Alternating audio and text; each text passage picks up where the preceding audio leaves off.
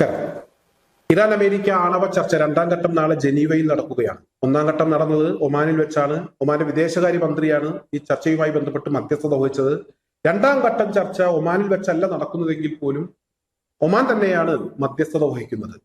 എന്തായാലും ഈ ചർച്ചയുമായി ബന്ധപ്പെട്ട് പുറത്തു വരുന്ന വളരെ പ്രധാനപ്പെട്ട ഒരു വിവരം എന്ന് പറയുന്നത് ഇവിടെ ഇറാൻ ചില ഡിമാൻഡുകൾ മുന്നോട്ട് വെച്ചു എന്നുള്ളതാണ്. അതായത് ഉപരോധങ്ങൾ പിൻവലിച്ചാൽ യുറേനിയം സമ്പുഷ്ടീകരണത്തിന്റെ അളവ് കുറയ്ക്കാമെന്നുള്ളതാണ് ഇറാന്റെ ഒരു ഓഫർ. അതിന് ഉപരോധങ്ങൾ പിൻവലിക്കണം. എന്നാൽ കൂടുതൽ ഉപരോധങ്ങൾ കൊണ്ടുവരുന്നതിന് വേണ്ടിയുള്ള നീക്കങ്ങളാണ് അമേരിക്ക ഈ കഴിഞ്ഞ ദിവസങ്ങളിലൊക്കെ നടത്തിക്കൊണ്ടിരിക്കുന്നത്. ഇറാന്റെ എണ്ണ കയറ്റുമതി നിയന്ത്രിക്കാൻ വല്ല വഴിയുമുണ്ടോ എന്നതിനെ കുറിച്ചും അമേരിക്ക ഇപ്പോൾ ആലോചിക്കുകയാണ്. അങ്ങനെ വരുമ്പോൾ തീർച്ചയായും ഇവിടെ ഇറാൻ മുന്നോട്ട് വെക്കുന്ന ആവശ്യം തൽക്കാലം അമേരിക്ക അംഗീകരിക്കാനുള്ള സാധ്യത കുറവാണ്. അങ്ങനെ ചർച്ച പരാജയപ്പെട്ടാൽ തീർച്ചയായും അമേരിക്ക ഉടൻ തന്നെ ഇറാനെ ആക്രമിക്കുമെന്ന വാർത്തകൾ പുറത്തു വരികയാണ്. ഒരു നിമിഷം പോലും പിന്നീട് ആലോചിച്ചു നിൽക്കില്ല, ഉടൻ തന്നെ ആക്രമിക്കും. അല്ലെങ്കിൽ തന്നെ കഴിഞ്ഞ ദിവസം സൈന്യം ട്രംപിന്റെ ഉത്തരവിന് വേണ്ടി കാത്തു നിൽക്കുകയാണ് എന്ന വാർത്തകളൊക്കെ പുറത്തു വന്നിരുന്നു. എന്തായാലും ഇവിടെ അന്താരാഷ്ട്ര മാധ്യമങ്ങൾ റിപ്പോർട്ട് ചെയ്യുന്നത് ഈ ചർച്ച വിജയിക്കാനുള്ള സാധ്യത കുറവാണ്. ഇറാന്റെ നിലപാടിൽ നിന്ന് പുറകോട്ട് പോകാനുള്ള സാധ്യത കുറവാണ്. ഇറാനെ അങ്ങനെ നിൽക്കുമ്പോൾ ഇറാനെ ആക്രമിക്കുകയല്ലാതെ അമേരിക്കക്ക് മറ്റു വഴികൾ ഉണ്ടാകാനുള്ള സാധ്യതയില്ല. ഒരു അറ്റാക്ക് അമേരിക്കയുടെ ഭാഗത്തു നിന്നുണ്ടാകും, അത് ആഴ്ചകൾ നീണ്ടു നിൽക്കാനുള്ള സാധ്യതയുണ്ട് എന്ന വാർത്തകളാണ് പുറത്തു വരുന്നത്.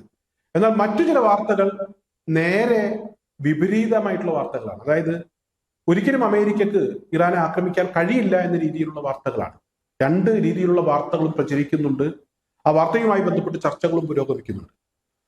അതായത് ഒരിക്കലും അമേരിക്ക ആക്രമിക്കില്ല എന്ന് പറയാനുള്ള ഒരു കാരണം, അമേരിക്കയെ സംബന്ധിച്ചിടത്തോളം ഏറ്റവും വലിയ ഒരു ഭീഷണി തലവേദന ചൈന തന്നെയാണ്. കഴിഞ്ഞ ദിവസങ്ങളിലൊക്കെ ചൈന ഇറാനെ പിന്തുണച്ചുകൊണ്ട് പരസ്യമായി രംഗത്തെത്തിയ കാഴ്ച നമ്മളൊക്കെ കണ്ടതാണ്. ഒമാൻ ഉൾക്കടലിൽ ചൈനയുടെ കപ്പലുകൾ, അതുപോലെ തന്നെ അമേരിക്ക വളരെ രഹസ്യമായി നടത്തുന്ന നീക്കങ്ങൾ പൊളിച്ച് അത് ഇറാന് കൈമാറുന്നു ചൈന. അമേരിക്കക്ക് വലിയ തലവേദനയായി.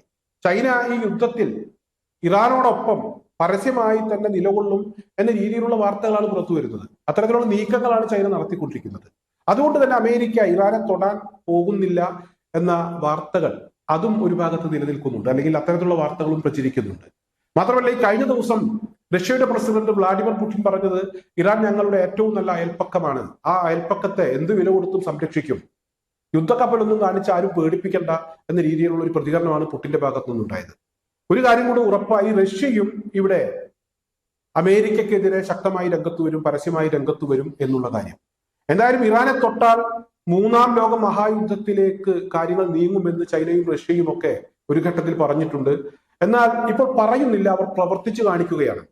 അവരുടെ നീക്കം കാണുമ്പോൾ മൂന്നാം ലോക മഹായുദ്ധം തീർച്ചയായും അമേരിക്കയുടെ ഒരു നീക്കവുമായി ബന്ധപ്പെട്ട് ഉണ്ടാകാനുള്ള സാധ്യതയുണ്ട് എന്ന് പ്രവചിക്കുന്ന ആളുകളും ഒരുപാടുണ്ട്.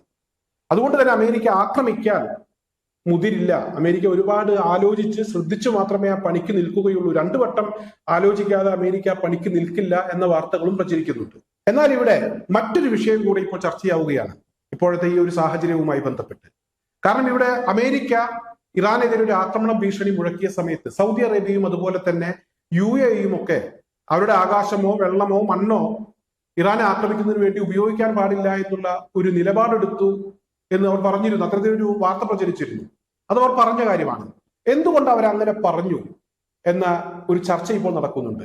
ഈ ഒരു വിഷയവുമായി ബന്ധപ്പെട്ടും ഇപ്പോൾ പുറത്തു വരുന്നത് ചൈനയുടെ പേരാണ് എന്നുള്ളതാണ്. ഒരു കാരണവശാലും ഇറാനെ ആക്രമിക്കാൻ അമേരിക്കയുമായി സഹകരിക്കരുത് എന്ന് അറബ് രാജ്യങ്ങളോട് വളരെ കൃത്യമായും ശക്തമായും പറഞ്ഞത് ചൈനയാണ്. അതിന്റെ ഭാഗമായിട്ടാണ് അമേരിക്കയുമായി സഹകരിക്കാതെ സൗദി അറേബ്യയും അതുപോലെ തന്നെ UAEയും ഒക്കെ മാറി നിന്നത്. അല്ലെങ്കിൽ ഇറാനെ ആക്രമിക്കാൻ അവരുടെ മണ്ണോ ജലമോ അതുപോലെ തന്നെ ആകാശമോ ഒന്നും ഉപയോഗിക്കാൻ പാടില്ല എന്നുള്ള ഒരു നിലപാട് അവർ എടുത്തത് ചൈനയെ പേടിച്ചാണ് എന്നൊരു വാർത്തയാണ്. ഇപ്പോഴാണ് ആ വാർത്തയുമായി ബന്ധപ്പെട്ട്, അല്ലെങ്കിൽ ആ ഒരു സൗദിയുടെയും അതുപോലെ തന്നെ UAEയുടെയും ഒക്കെ നിലപാടുമായി ബന്ധപ്പെട്ട് ഒരു വാർത്ത പുറത്തു വരുന്നത്. ഇതിനു മുമ്പ് ഇത്തരത്തിലൊരു ചർച്ച ഉണ്ടായിട്ടില്ല. ഈ പ്രത്യേക ഒരു സാഹചര്യത്തിൽ അമേരിക്ക ഭീഷണിപ്പെടുത്തുന്നു, അതേസമയം ചൈന ഇറാനോടൊപ്പം നിൽക്കുന്നു. ഇത്തരമൊരു സാഹചര്യത്തിൽ ഈ ഒരു വിഷയവുമായി ബന്ധപ്പെട്ടുള്ള ചില വിവരങ്ങളും ഇപ്പോൾ പുറത്തു വരികയാണ്. ചൈന അത്തരത്തിലൊരു നിലപാടെടുക്കാനുണ്ടായ കാര്യവും ഇപ്പോൾ വളരെ വ്യക്തമായി ചില വാർത്തകളിൽ നിന്നും മനസ്സിലാക്കാൻ കഴിയുന്നുണ്ട്. അതായത് വെനസ്വേലയിൽ നിന്നാണ് ചൈനക്ക് നേരത്തെ കൂടുതൽ എണ്ണ ലഭിച്ചിരുന്നത്. ഇപ്പോൾ അത് കിട്ടാത്തൊരു സാഹചര്യമാണ്. ഇപ്പോൾ ചൈനക്ക് വില കുറച്ച എണ്ണ കിട്ടുന്നത് ഇറാനിൽ നിന്നാണ്. ഇറാനെ അമേരിക്ക ആക്രമിക്കുകയോ ഇറാന് പ്രശ്നമുണ്ടാക്കുകയോ ചെയ്താൽ ചൈനയെ സംബന്ധിച്ചിടത്തോളം ആ വഴി അടയും. അത്തരത്തിൽ ആ വഴി അടയാതിരിക്കേണ്ടത് ചൈനയുടെ ആവശ്യമാണ്. അതുകൊണ്ട് തന്നെ ഇറാനെ എന്ത് വില കൊടുത്തും സഹായിക്കും എന്നുള്ള ഒരു നിലപാട് ചൈന സ്വീകരിച്ചിരിക്കുന്നു. ട്രംപിന്റെ ഫോൺ വിളി കൊണ്ടൊന്നും ഒരു കാര്യവും ഉണ്ടായില്ല. ഈ വർഷം അവസാനം ചൈനീസ് പ്രസിഡന്റ് അമേരിക്കയിലേക്ക് പോകുമെന്നൊക്കെയുള്ള വാർത്തകൾ കഴിഞ്ഞ ദിവസം കണ്ടിരുന്നു.